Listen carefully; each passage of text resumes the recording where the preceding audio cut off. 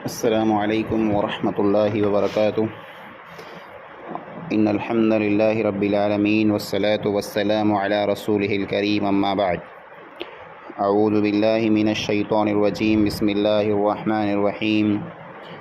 वज़्कुरू is अंतुम क़लीलुम मुस्तज़अफ़ून fill अर्ज़ि तख़ाफ़ून अन यतख़त्तफ़कुमुन नासु फ़आवाकुम व अय्यदकुम बिनस्रिहि वरज़क़कुम मिनत तय्यिबाति लअल्लकुम तशकुरून। सूरह अनफ़ाल आयत नंबर 26। अल्लाह रब्बुल आलमीन फ़रमाए तो जे ऐं उन वक़्त के उन टाइम के याद कयो जहिड़ा ऐं थोड़का हुआ ज़मीन में ऐं बिल्कुलु कमज़ोर सम्झे में आया थे। माण्हूअ खे बिल्कुलु कमज़ोर सम्झंदा हुआ अने आंखे हमेशा ई द्रप हूंदो हो जे ॿिया माण्हू आ मथे हमलो करे विझंदा या आंखे मुल्क मां कढी छॾींदा। पोइ अल्लाह ताला आंखे बहितरीन ठिकाणो ॾिने ने अल्लाह रब्बुल आलमीन आंजी बहितरीन मदद बण कयईं। अल्लाह ताला आंखे पाक रिज़्क़ ॾिने एतिरे लाइ करे जे ऐं अल्लाह ताला जो शुक्र कयो। हिन आयत जे अंदरि अल्लाह रब्बुल आलमीन ईमान वारे माण्हुनि खे हिकिड़ी वस्तु ई यादि ॾियाराए जे अल्लाह ताला आ मथे जेको एहसान कयईं उन एहसान खे ऐं न भुलो। न त आं जेको पहिरीं टाइम ॾिठा या पहिरीं जेको वक़्तु आ मथे आयो आहे उहो ॿोरो मुश्किल हो। जहिड़ा ई मके में रहंदा हुआ तहिड़ा आ मथे ज़ुल्म थींदो हो, आ मथे ॾुख हुआ, तकलीफ़ूं हुयूं। काफ़िर अने मुशरिक खे सताईंदा हुआ, ज़ुल्म कंदा हुआ ने अहिड़ा ज़ुल्म हुआ जे बाज़ार जे विच में सुमैया रज़ी अल्लाह ताला अन्हा के 2 टुकर करे में आयो। यासिर जो जेको आल हो अने यासिर के जेको क़त्ल करे में आयो।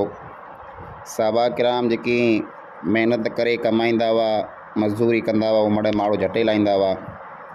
नबी अकरम सल्लल्लाहु अलैहि वसल्लम अने नबी अकरम सल्लल्लाहु अलैहि वसल्लम जे ख़ानदान के 3 वरें सुधी डूंगर में जबल में शाबिया बी तालिब यानी हिकिड़ी फोट हिकिड़ी घार उन में रहणो पियो। पोइ मुसलमान पहिरीं हबशा हिजरत करे विया, पोइ वरी मदीने हिजरत करे मथे मजबूर थिया।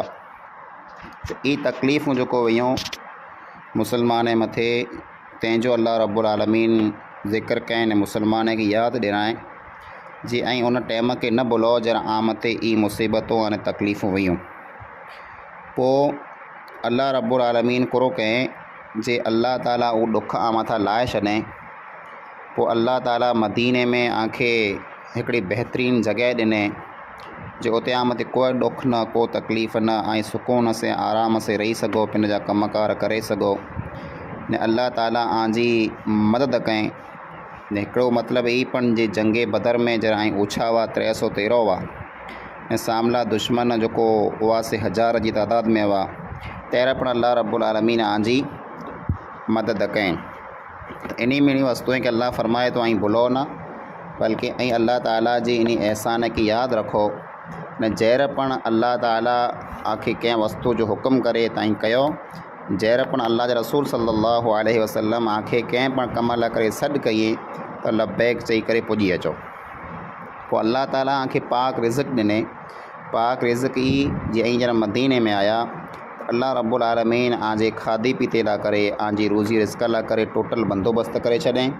अने जरा कंहिं काफ़िर ऐं मुशरिक से आंजी जंग थी त उन जंग में लड़ाईअ में जेकी पण माल गनीमत, पैसो माल दौलत मिल्कत जेकी पण मिलियो उहो अल्लाह ताला आला करे हलाल करे छॾियईं। हालांकि आ खां पहिरीं जेको उम्मतूं वयूं उन लाइ करे अल्लाह ताला ई हलाल की न कयूं। त इंसान खे हमेशह अल्लाह रब्बुल आलमीन जो नेमतूं यादि रखियूं खपे। इंसान खे हमेशह अल्लाह रब्बुल आलमीन जो शुक्र कयो खपे। अबू सईद मक़बूरी वो बयान कई था, अबू हुरैरा रज़ियल्लाहु ताला अन्हु बयान कयो जे हिकिड़ी दुआ जेको आऊं अल्लाह जे नबी अकरम सल्लल्लाहु अलैहि वसल्लम वटां सिखियो या जिन ॾींहं वटां मूं इहा दुआ यादि कई आहे उन ॾींहं वटां कॾहिं पण इहा दुआ मूं छॾई न, हमेशह इहा दुआ आऊं घुरां थो। उहा दुआ आहे अल्लाहुम्मा जअलनी उज़िमु शुक्रक व उक्सिरु ज़िक्रक व अत्तबिउ नसीहतक व अहफ़ज़ु वसीयत। दुआ इहा आहे जे ए अल्लाह तूं मूंखे वधारे में वधारे शुक्र करे वारो, वधारे में वधारे तुंहिंजो ज़िक्र करे वारो, वधारे में वधारे नसीहत मथे अमल करे वारो अने वधारे में वधारे वसीयत जी हिफ़ाज़त करे वारो तो मूंखे बना। ई दुआ अल्लाह जे नबी अकरम सल्लल्लाहु अलैहि वसल्लम सिखायो हुयो त इंसान के जेको नेमतूं मिले उन नेमत मथे इंसान के शुक्र कयो खपे। इंसान हमेशह अहिड़ो न हो, कॾहिं कॾहिं ॾुख पण वें था, तकलीफ़ूं पण वें थियूं, अल्लाह लाहे छॾे थो। पोइ अल्लाह ताला मुसलमान के ॿियो हुकुम ॾिने, या अय्युहल्लज़ीन आमनू ला तख़ूनुल्लाह वररसूल व तख़ूनू अमानातिकुम व अंतुम तअलमून। जे ईमान वारा ऐं अल्लाह ने अल्लाह जे रसूल सल्लल्लाहु अलैहि वसल्लम जे हक़े में ख़यानत न कयो अने अमानत में पण ख़यानत न कयो, इन हालत में जंहिंखे मड़ ख़बर थी है। हाँ अल्लाह ताला मज़ीद मुसलमाने के हिकड़ी ये नसीहत करे तो जेकी पण अल्लाह ताला जा ने अल्लाह जे रसूल सल्लल्लाहु अलैहि वसल्लम जा आमत हक़ बने था, उन हक़े में कंहिं पण क़िस्म जी को पण ख़यानत न कयो। अने अमानत जो है इन जो पाण त सिर्फ़ ई मतलब समझूं था, जेको माण्हू पाण पैसा रखी वञे, को वस्तु रखी वञे तो उहा अमानत है। खाली अमानत ये पण है, पण अमानत जा मतलब कई थियनि था, रुगो हिकिड़ो ही मतलब ना आहे। इन से मुराद वो तमाम ज़िम्मेदारियों आहिनि जेको इंसान मथे वें थियूं, इंसान वो मड़े ज़िम्मेदारियों पूरियों करे। इंसान वटि कंहिं क़िस्म जो को राज़ वे तो उन राज़ जी हिफ़ाज़त करे। जेकॾहिं को इंसान कंहिंखे को ॻाल्हि चए, मशवरो ॾिने त उहो इंसान ख़ासो मशवरो ॾे, अने जेको इंसान कंहिं वटां को ॻाल्हि पुछे तो उनखे ख़ासो जवाबु ॾे। जेको पण इंसान कंहिंखे को राज़ चए पिन जो तो उहो राज़ जेको इंसान कंहिंखे न चई, बड़े अमानतूं आहिनि। इंसान के इन वस्तु की हिफ़ाज़त कई खपे। हातिब बिन अबी बलता हिकिड़ो साबी रज़ी अल्लाह ताला अन्हो फ़तेह मक्का जे मौक़े मथे उन हिकिड़ी औरत के ख़त लिखी ॾिने जे मक्के वारे के ॾेई अच, काफ़िरनि के।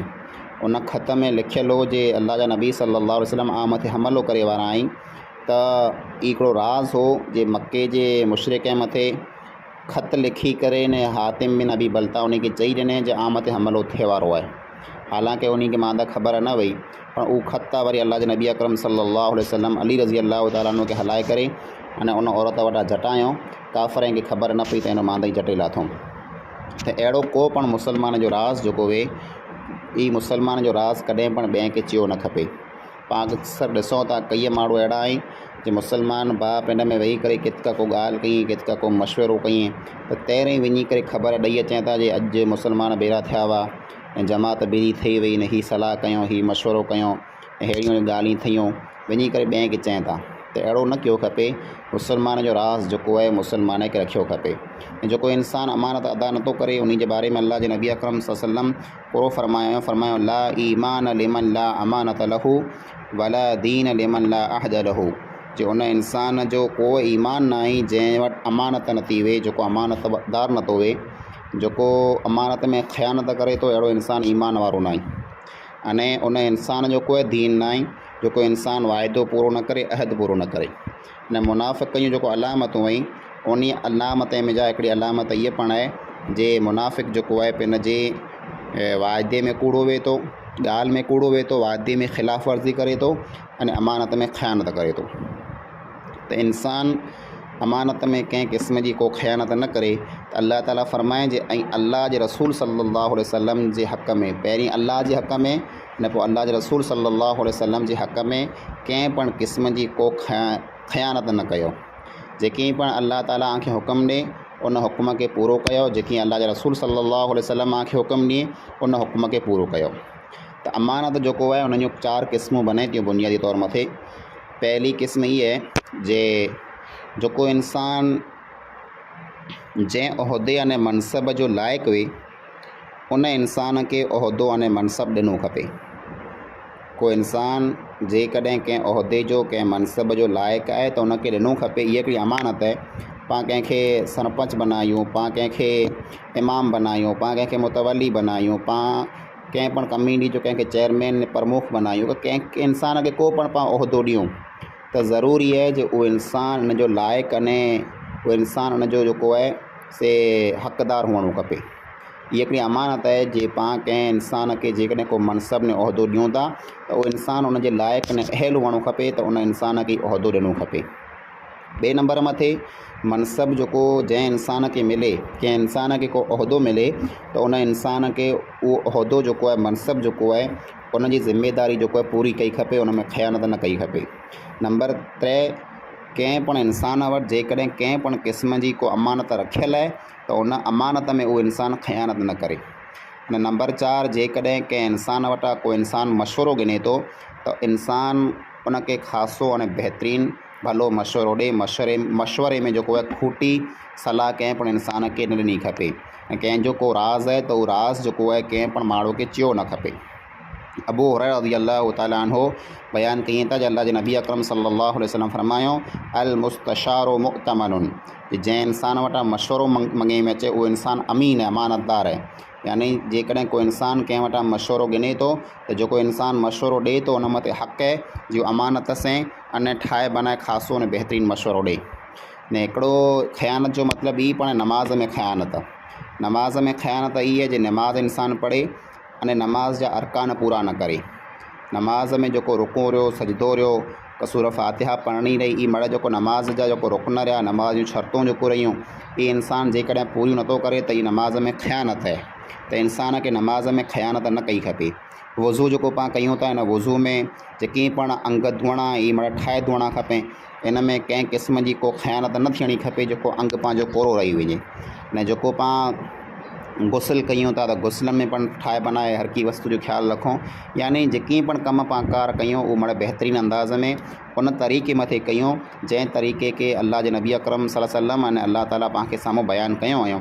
अल्लाह ताला पाण खे जेको तरीक़ो ॾसें उन तरीक़े मथे जेकॾहिं पाण अमल कंदासीं, अल्लाह जे रसूल सल्लल्लाहु अलैहि वसल्लम जेको तरीक़ो ॾसियो उन मथे जेकॾहिं पाण अमल करे हर को कमु कंदासीं त पाण अमानत में ख़यानत खां बची सघंदासीं।